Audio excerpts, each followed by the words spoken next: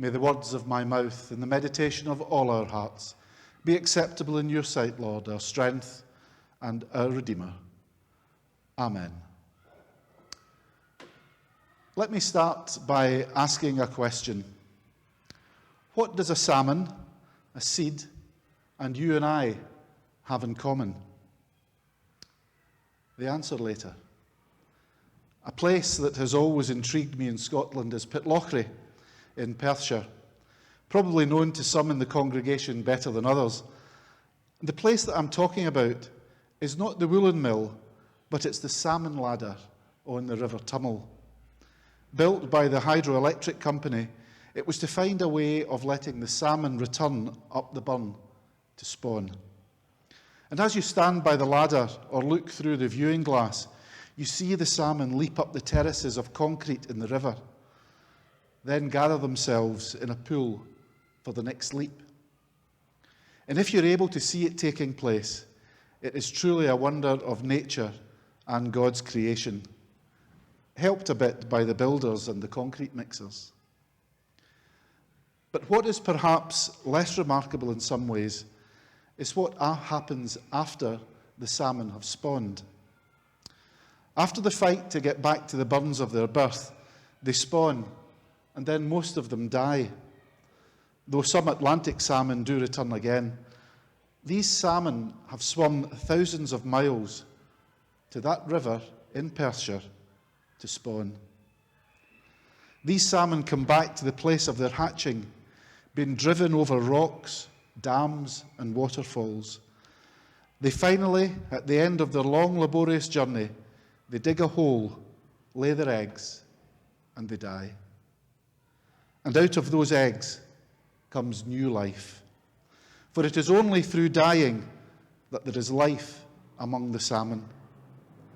And that takes us to the place that we find Jesus in our gospel lesson today. He has been fighting his way upstream with his disciples.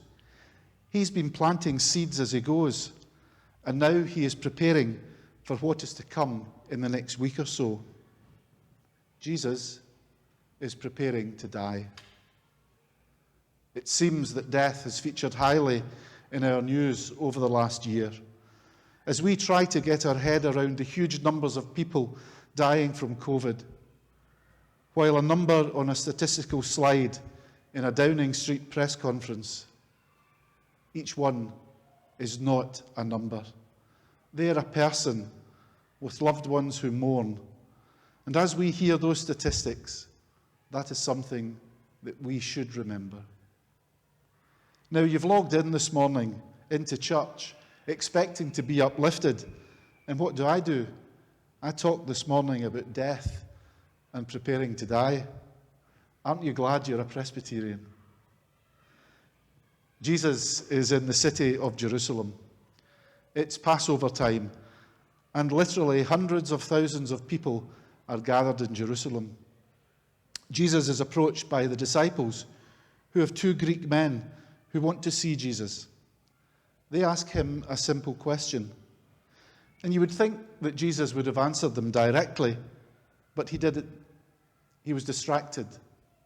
He was preoccupied. He was preoccupied with his death in 6 days.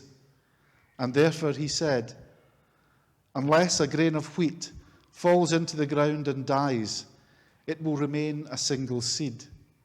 But if it dies, it will produce many grains of wheat. For whoever will find his life will lose it. But whoever loses his life will find it. If anyone would serve me, they must follow me. They must follow me in death." Now that's a very strange answer.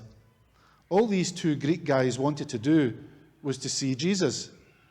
But Jesus was preoccupied with his death, distracted, thinking about his death.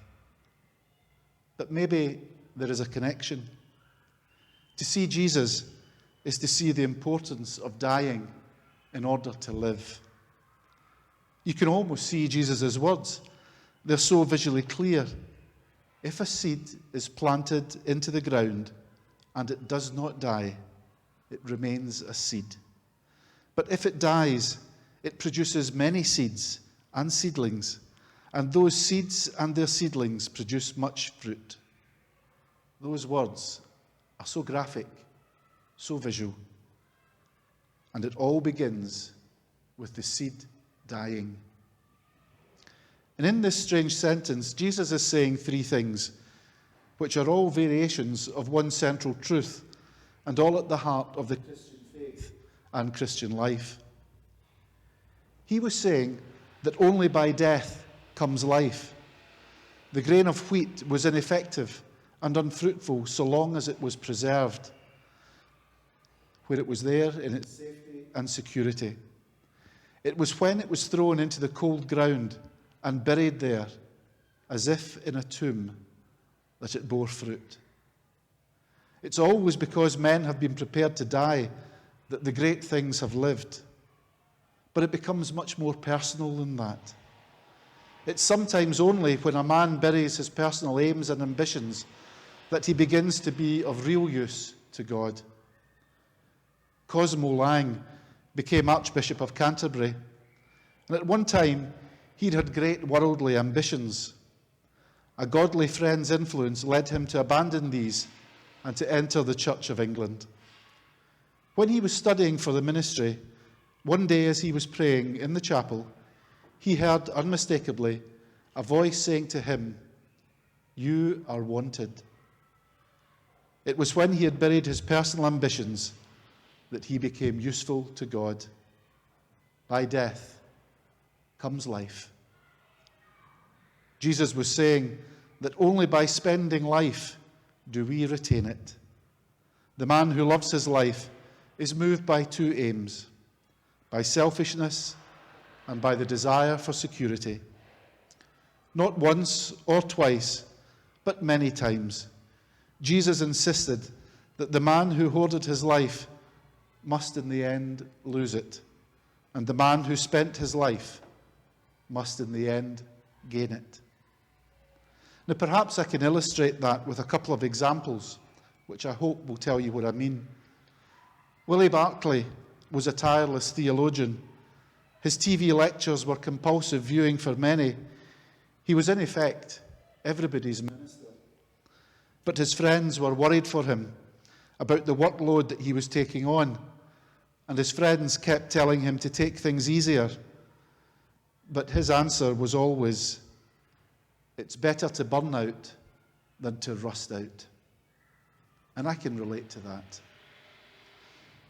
When Joan of Arc knew that her enemies were strong and her time was short, she prayed to God, "I shall only last a year, but use me as you can."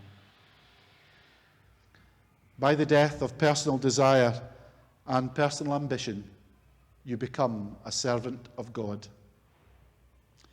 We've only to think of what this world would have lost if there hadn't been people prepared to forget their personal safety, their personal security, selfish gain, and selfish advancement.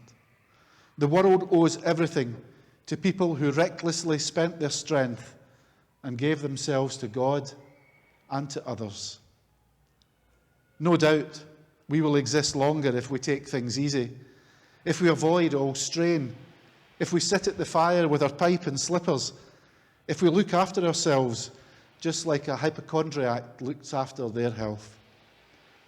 No doubt we'll exist longer, but we'll never live. Only by service comes greatness. The people whom the world remembers with love are the people who serve others. Once a child was asked in an English lesson what parts of speech my and mine are. She answered, probably more truly than she knew, they're aggressive pronouns. Just think, that's my one, that's mine. Aggressive pronouns. It's all too true that in the modern world, the idea of service is in danger of getting lost. So many people are in business only for what they can get out of it. And we can all picture some wealthy CEO or politician.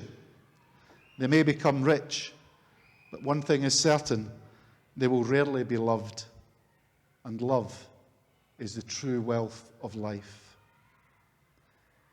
Jesus came to the Jews with a new view of life. They looked on glory as a conquest, the acquisition of power, the right to rule. He looked on it as a cross. He taught that only by death comes life, that only by spending life do we retain it, that only by service comes greatness. And the extraordinary thing is that when we come to think of it, Christ's paradox is nothing other than the truth of common sense. In this passage this morning, John reveals to us Jesus fighting his battle with his human longing to avoid the cross. No one wants to die at 33, and no one wants to die upon a cross. Perhaps we see in Jesus just a bit of tension. But in the end of the story, it's not tension. It's triumph and certainty. Jesus was certain that if he went on, something would happen which would break the power of evil once and for all. It was to be one last struggle which would break forever the power of evil. Jesus wanted conquest. He wanted to subdue people, but he knew the only way to conquer and to subdue the hearts of those people forever was to show himself to them on a cross. He began with the tension. He ended in triumph. What came between the tension and the triumph and changed the one into the other? It was the voice of God. Behind this coming of the voice of God lies something great and deep. There was a time when the Jews really and fully believed that God spoke directly to men. It was directly that God spoke to the child Samuel.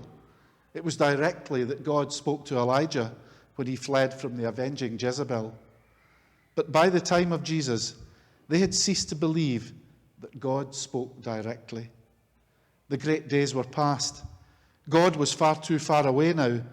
The voice that had spoken to the prophets was silent.